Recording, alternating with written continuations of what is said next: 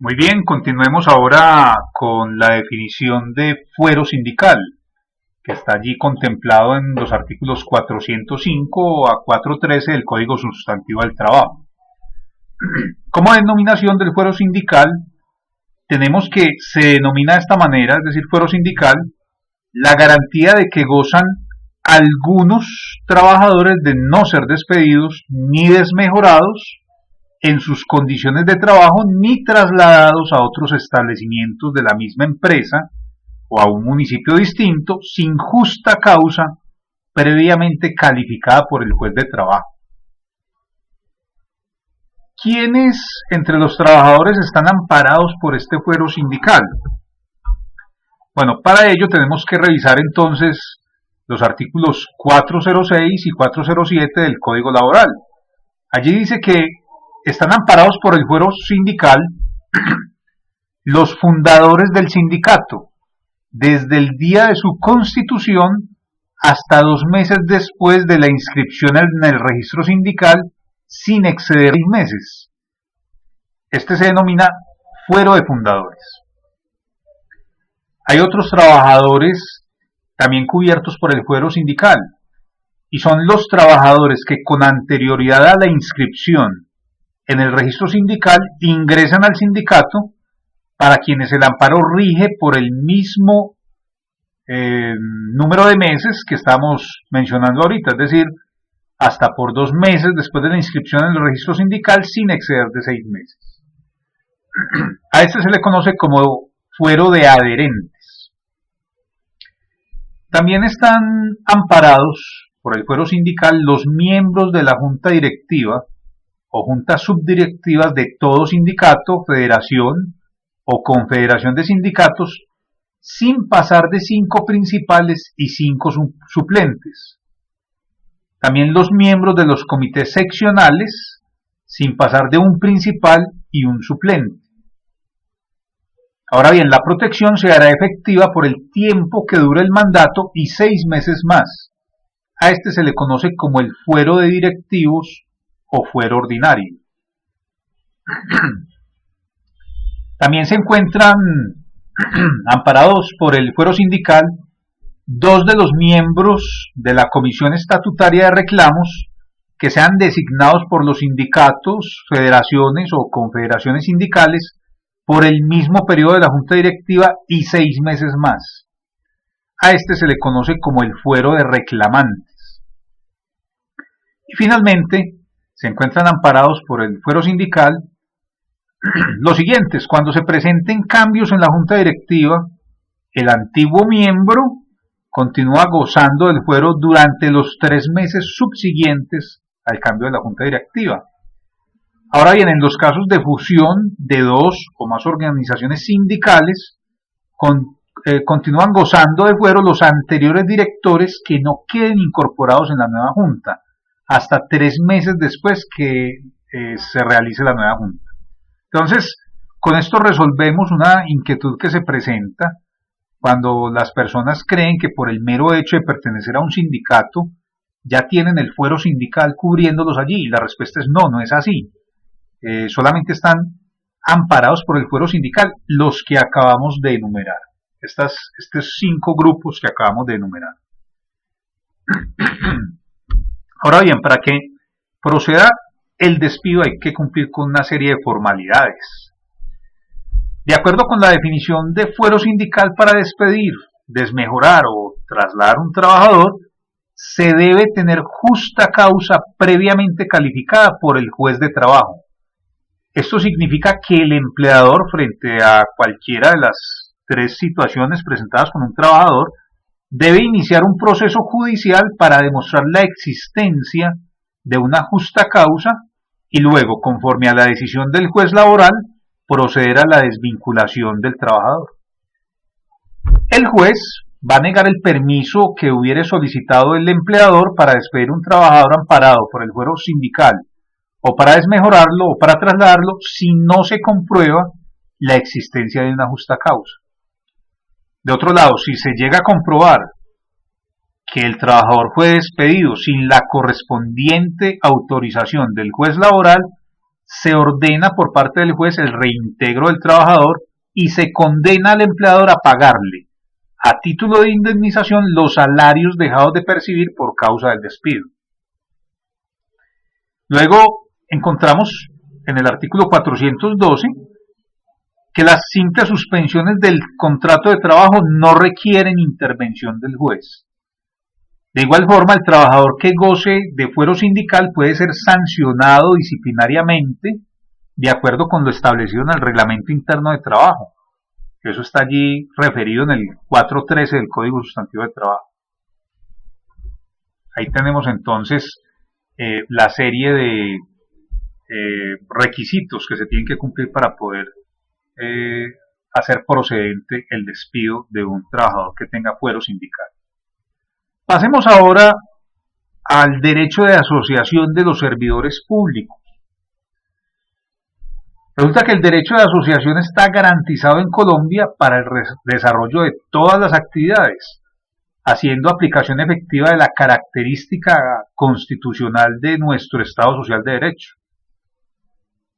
Ahora bien, conforme al artículo 38 de la Carta Magna, se garantiza el derecho de libre asociación para el desarrollo de las distintas actividades que las personas realicen en sociedad. Y concretamente en la esfera laboral, el artículo 39 establece que los trabajadores y empleadores tienen derecho a constituir sindicatos o asociaciones sin intervención del Estado. Como desarrollo de este principio, el artículo 414 del Código Sustantivo del Trabajo enseña que el derecho de asociación en sindicatos se extiende a los trabajadores de todo el servicio oficial, con excepción, eso sí, de los miembros del Ejército Nacional y de los cuerpos o fuerzas de policía en cualquier orden. Es decir, todos los servidores al servicio del Estado pueden constituir y afiliarse a las organizaciones sindicales, excepto los funcionarios que sean integrantes de la fuerza pública. De acuerdo con la clasificación legal, los servidores del Estado pueden ser, bien sea empleados públicos o trabajadores oficiales. Los sindicatos de empleados públicos tienen las siguientes funciones. En primer lugar, estudiar las características de la respectiva profesión y las condiciones de trabajo de sus asociados. En segundo término, asesorar a sus miembros en la defensa de sus derechos como empleados públicos, especialmente los relacionados con la carrera administrativa. Tercero, representar en juicio o ante las autoridades los intereses económicos comunes o generales de los agremiados o de la profesión respectiva. En cuarto lugar, presentar a los respectivos jefes de la administración memoriales respetuosos que contengan solicitudes que interesen a todos sus afiliados en general o reclamaciones relativas al tratamiento de que hayan sido objeto cualquiera de estos afiliados, encaminados todas estas gestiones a mejorar la organización administrativa o los métodos de trabajo. En quinto lugar, otra de las funciones de los sindicatos de los empleados públicos es promover la educación técnica y general de sus miembros. Asimismo, prestar socorro a sus afiliados en caso de desocupación, en caso de enfermedad o de invalidez o de calamidad. Otra de las funciones de los sindicatos de los funcionarios públicos es promover la creación, el fomento o la subvención de cooperativas, cajas de ahorro de préstamos y de auxilios mutuos, escuelas, bibliotecas, institutos técnicos o de habilitación profesional, así como oficinas de colocación, hospitales, campos de experimentación o de deporte y demás organismos adecuados a los fines profesionales, culturales, de solidaridad y de previsión contemplados en los estatutos del respectivo sindicato. Otra función que tendrían sería la de adquirir a cualquier título bienes muebles e inmuebles que se requieran en el sindicato para el ejercicio de las actividades del mismo. Y una función final es que, de acuerdo al artículo 416 del Código Sustantivo de Trabajo, los sindicatos de empleados públicos no pueden presentar pliegos de peticiones ni celebrar convenciones colectivas. Respecto a esto, la Corte Constitucional, mediante una sentencia del año 2005, la número C-1234, declaró exequible, eso quiere decir, declaró constitucional esa expresión, la de que los sindicatos de empleados públicos no pueden presentar pliegos de peticiones ni celebrar convenciones colectivas. Eso lo hizo bajo el entendido que para hacer efectivo el derecho de negociación colectiva, consagrado en el artículo 55 de la Constitución Política, y de conformidad con los convenios 151 y 154 de la Organización Internacional del Trabajo, las organizaciones sindicales de empleados públicos podrán acudir a otros medios que garanticen la concertación en las condiciones de trabajo a partir de la solicitud que al respecto formulen los sindicatos, mientras el Congreso de la República regula el procedimiento para tal efecto. Hagamos la siguiente aclaración. Los sindicatos de trabajadores oficiales tienen todas las atribuciones de los otros sindicatos de trabajadores y sus pliegos de peticiones se tramitarán en los mismos términos que los demás, pero los sindicatos de trabajadores oficiales que laboren para entidades encargadas de prestar servicios públicos que la ley califique como esenciales no pueden declarar o hacer huelgas. Miremos ahora el tema de las federaciones y confederaciones. Una federación es la unión o alianza entre grupos homogéneos para constituirse en una organización de mayor categoría. Así entonces, en materia sindical, las federaciones y confederaciones son la máxima expresión de las organizaciones de los trabajadores.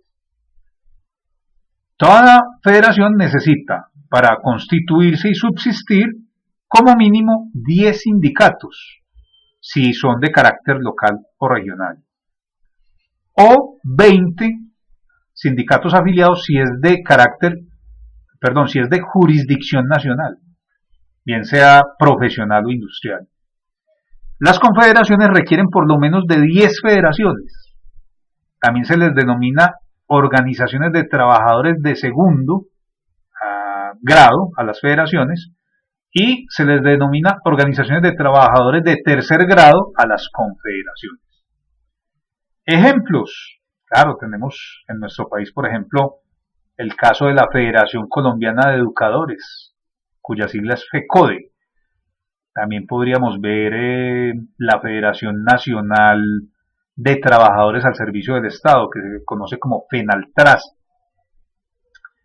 Ejemplos de confederaciones. Está la Confederación de Trabajadores de Colombia, que se conoce como la CTC. También otra confederación sería la Central Unitaria de Trabajadores de Colombia, que se conoce como la CUT, o la CGT, que es la Confederación General del Trabajo. Ahora bien, en materia de constitución y adquisición de la personalidad jurídica, las federaciones y confederaciones están sujetas al cumplimiento de las disposiciones de la ley laboral en forma similar a la prevista para los sindicatos. Es así como nuestro Código Laboral consagra las normas de las federaciones y las confederaciones a partir del artículo 417 del Código Sustantivo de Trabajo.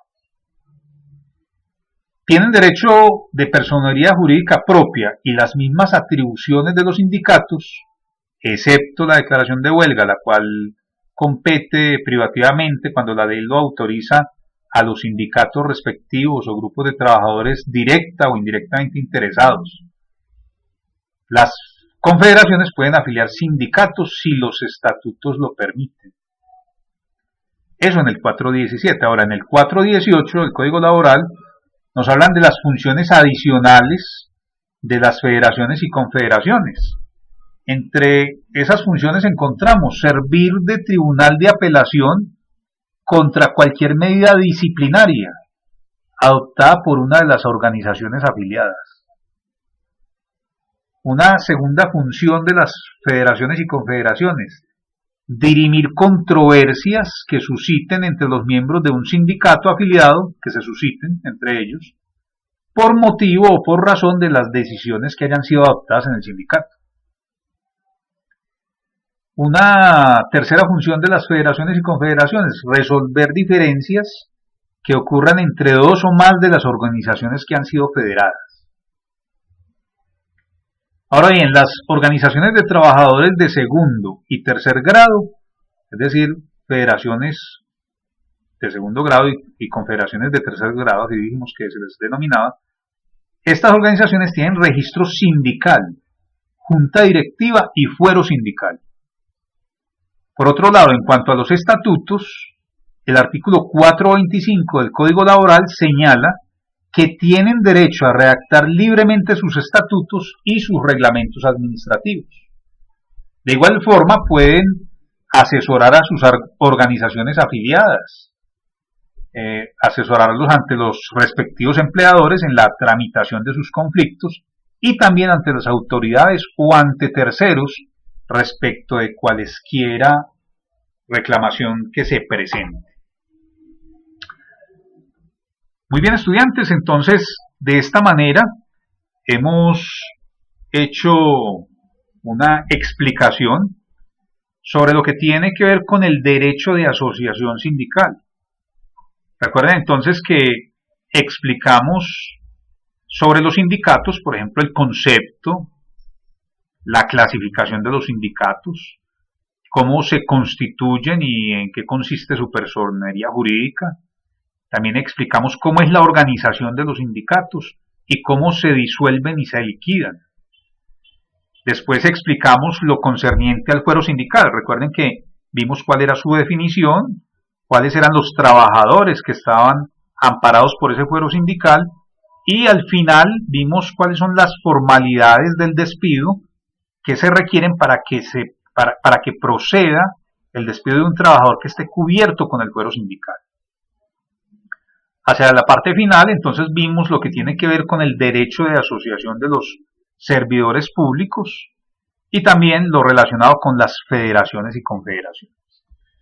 Muy bien, estudiantes, estos eran entonces los temas que teníamos para revisar en esta conexión sincrónica. Espero que les sirva en su desarrollo académico y profesional y obviamente estaremos avanzando en temas similares en la próxima conexión sincrónica. Hasta pronto.